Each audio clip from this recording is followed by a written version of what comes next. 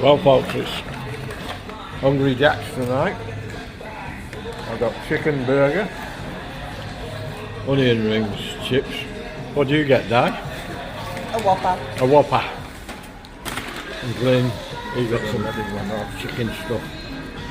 And I got a large Coke and they got coffee. Well, we've had a big, busy few days today.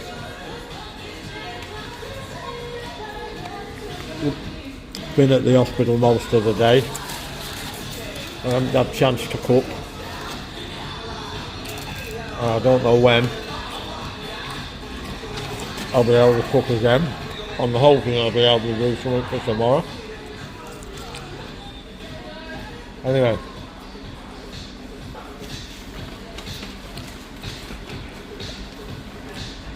That's it for now. I'll make a short intro when I get home. I got a chicken burger with bacon, cheese, lettuce, tomato, but no mustard, no mayo and no tomato sauce. There you go, sheep unit. At least I can get it at Hungry Jack's the way I like it. Well, good morning folks, it's Monday the 8th September. I got some bad news on Friday. My wife Beryl has been suffering from just a common cold and a cough, but it turned into a chest infection. And on Thursday she was as right as rain. We had pumpkin soup and some French bread, and she really enjoyed it because we haven't had that for a long time. So she was ate it very heartily. But on Friday she deteriorated all day. We had to call an ambulance.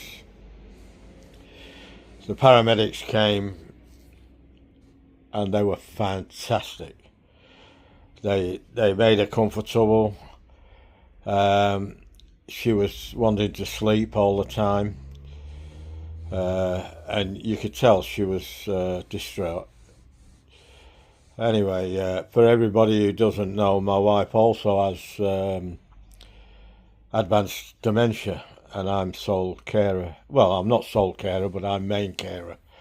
My son helps care for her and my daughter.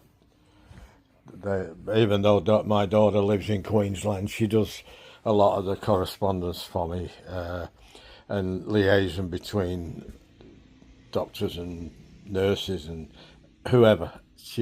And if I need some information, she usually looks that up on the internet for me and saves me a bit of time having to do that. She's fantastic for that, and she's very efficient at doing that. Very good. Better than I am. I try to do it and it takes me all day just to get started, sort of thing. I don't seem to know where to go. Anyway, enough of that. Anyway, they took her in hospital and made her that. Obviously she hadn't eaten or drank anything during the day, so they put a drip on her to keep her substances up. They did a load of tests on her, but unfortunately we couldn't get some of the tests back. She had x-rays on her chest, she had blood tests, she had urine tests. They put a stent in so she could weigh in a bag so they could test the urine, Anyway, on Saturday some of the tests come back. They tasted her vital signs were okay, her heart was okay, pulse was okay. They did quite a few other tests on her, and they gave her some just ordinary sort of standard antibiotics to try and. They knew she'd had the cough and a cold, and they chest infection, so they gave her some antibiotics, just some standard ones. Anyway, the blood test hadn't come back, and the urine test hadn't really come back. But at first they said there was no urine infection, which I thought was good, and they also ruled pneumonia out, which I thought was even better, because that can be a killer, that one, up for old people. But when we went again yesterday, Sunday, a few of the tests had come back. She has a very bad chest infection resulting from the cold. So they've changed the antibiotics, but also they found there's a bacteria in the bloodstream from the urine. They don't know why yet. They're digging deeper into that. But yesterday afternoon they took the stint out, so they're going to try and get her to wee on her own. So she opened her eyes yesterday and smiled at me, which made my day, with it being Father's Day in Australia. And excuse me, I'm having this and then I'm off to the hospital again. Now, the antibiotics will also help with the bacteria in the bloodstream. The doctor can't go today, so he's coming tomorrow. He's tied up today. I think he's in surgery. And he'll see her tomorrow. So he'll have a plan of action where we can go from there once all the results are finalised and that, you know. So it's like he said, it's a matter of a waiting game. She will be she's medicated up to the eyeballs. So, and it's very common for them to sleep a lot with what she's got. It's a common thing, apparently, very common thing. So, like you said, it's a waiting game. But yesterday, she did open her eyes and she smiled at me, and she woke up quite a few times, you know, and kept going, drifting off back to sleep and snoring. Anyway, I played our love song to her yesterday. It's a song that was released in 1965, the year I met Beryl. And it became our song. It's our love song. It's called A Lover's Concerto by the Toys. It's an old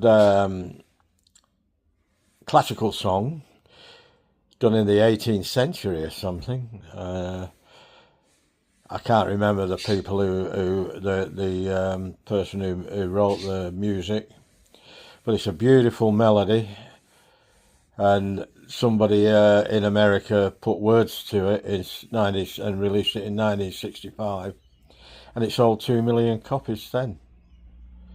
It's a beautiful song. It's always been our song, and I played that to her and she responded. I played it to her twice, and both times, the second time she even responded more. So she recognised the song, and she recognised me because she smiled at me. The doctor said sometimes when they've got this chest infection, it can send them a bit delirious, and I think that's happened to her. But I won't guarantee that. But it felt like it happened, that she didn't know where she was or what she was doing. I mean, she doesn't know that the best of times. She can't communicate anymore with the dementia. But she certainly likes her food, and she certainly can say yes and no, and sometimes she'll say thank you or please. And I had to laugh a few weeks ago. I had her in the shower where we've got a handrail for a grab rail for her to hold, and she kept taking her hand away from it. But I forced the issue. I take no messing around off her. I make her do what she needs to do. in a nice way. I'm not nasty with her, or I don't hurt her, but I do force the issue sometimes. Anyway, I got her washed and dressed, and I dried her and dressed her, and then I brought her into the lounge to a chair to sit down, and we were going to have a cup of coffee. And as soon as she sat down, she looked up at me and said, "Bastard!" Well, I cracked up laughing, and she started laughing. So we both had a good giggle over that.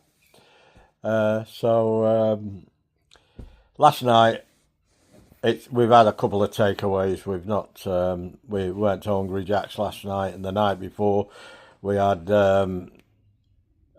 charcoal chicken. So while I've been home, I've got a pan of stew on the go for tonight, so I haven't videoed any cooking for a while, and I don't know when I'm going to be able to video any cooking.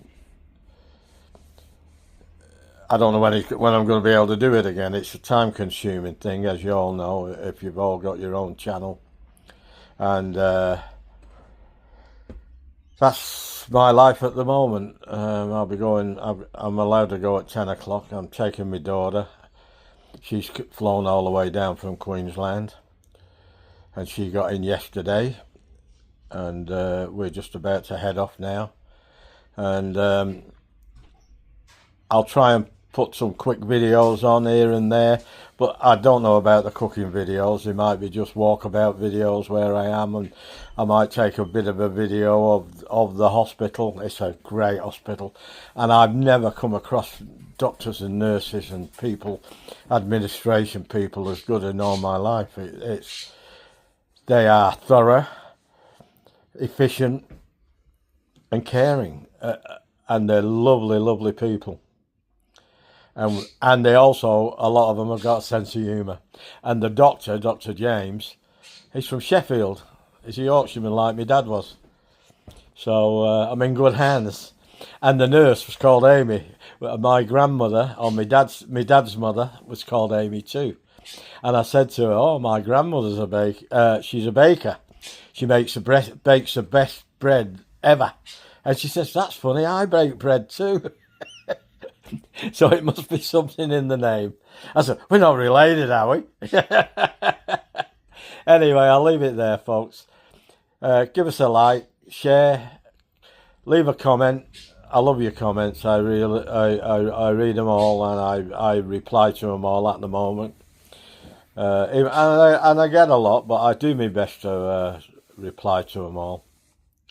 And I'll catch you in the next one. Ta-ra! Ta-ra for now.